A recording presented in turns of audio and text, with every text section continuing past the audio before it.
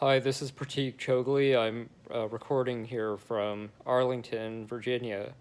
And I wanted to do a video today on gifted education and what I think the most viable options are for parents who have uh, uh, gifted children. And by gifted, I'm referring here to children with unusual cognitive and intellectual capabilities. Um, I came to this issue sort of in a relatively unusual way. I'm not a parent of a gifted child, and I'm also not an educator or even necessarily someone from with a focus on education policy. Um, but I came to the issue after really as a magazine editor taking an interest in sort of outliers in our society. And as I began researching sort of intellectual outliers, I obviously delved into the issue of how early intellectual talent can be identified, and what our society and our education system is doing about it. So I wrote an article about it, which I'll link to below. And the main argument that I came across was basically that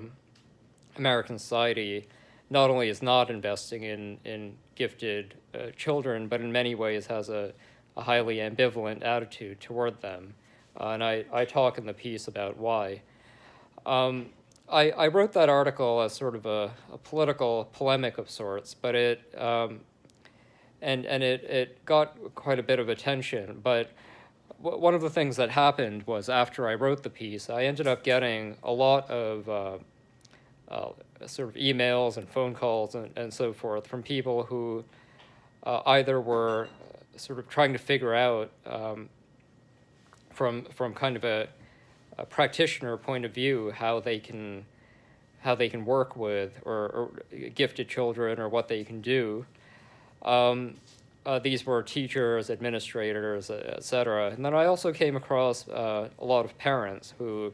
sort of told me about their own experiences. Um, some favorable, but actually the vast majority, I would say, sort of well over 90%, basically sort of agreeing with much of my analysis and saying how they either they or their children's gifted programs just were not really up to par. And so I began to think about, um, what could be done about this and what room there might be for an entrepreneur here in the space. Um, the the big conclusion that I came to was that uh, uh, while I obviously support the efforts of people who are engaged in either the educational system or the political system trying to advocate for gifted children, I'm ultimately skeptical that this is the answer. I think even in a best case scenario, when you're looking at sort of changes at the societal level, it's going to be very hard, very long, very slow, and it won't do a whole lot for children right now who are in a critical part of their development and who sort of, and for parents who are trying to figure things out right now. And and in addition to the time horizon that we're talking about, I I'm also just skeptical for the reasons I argue in the piece that our public institutions, and by public I actually don't mean simply government run, but even sort of our mainstream institutions, private schools, and the like, um, the anyone who's really sort of going to bat for gifted, high IQ, highly intelligent children are up against sort of a deep egalitarian strain in American culture, and they're also up against quite a bit of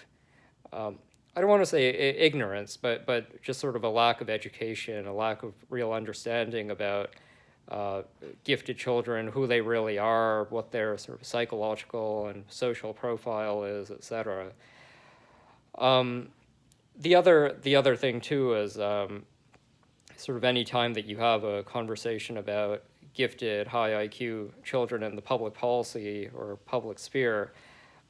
inevitably questions about equality come up, and people often point out, rightfully, by the way, I mean, that many gifted children are from sort of middle-class families who, um, with parents of limited means. But I think as a, in my view, where the greatest room for intervention is that can make an immediate impact, and also ultimately have the most disruptive impact, is for entrepreneurs in the private sector to team up with sort of households where you have sort of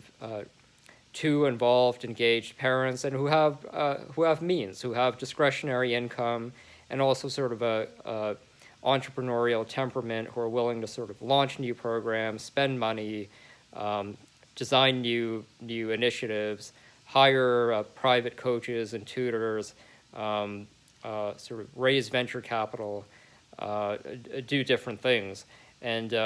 sort of try these things out, start them, see what works, what doesn't, get a good model up and running. Initially the cost might be prohibitive for most people, but once you really get these programs off the ground, then it'll become easier to democratize them, make them more accessible, and so forth. So I'm thinking, I have been thinking, and I'm really thinking through sort of what can be done in the private sector for families who have gifted and high IQ children, and who have the means and the sort of inclination to really experiment with different things. And I'll make follow-on videos of different ideas that I have on how to get there. I think there are a lot of different options here, ranging from unschooling to homeschooling to kind of new private academies, new startups, and I'll plan to get into that some more. And if you have thoughts on the subject, or your own ideas, or people who I should talk to, or things I should read, I'm very interested. Okay, talk to you soon.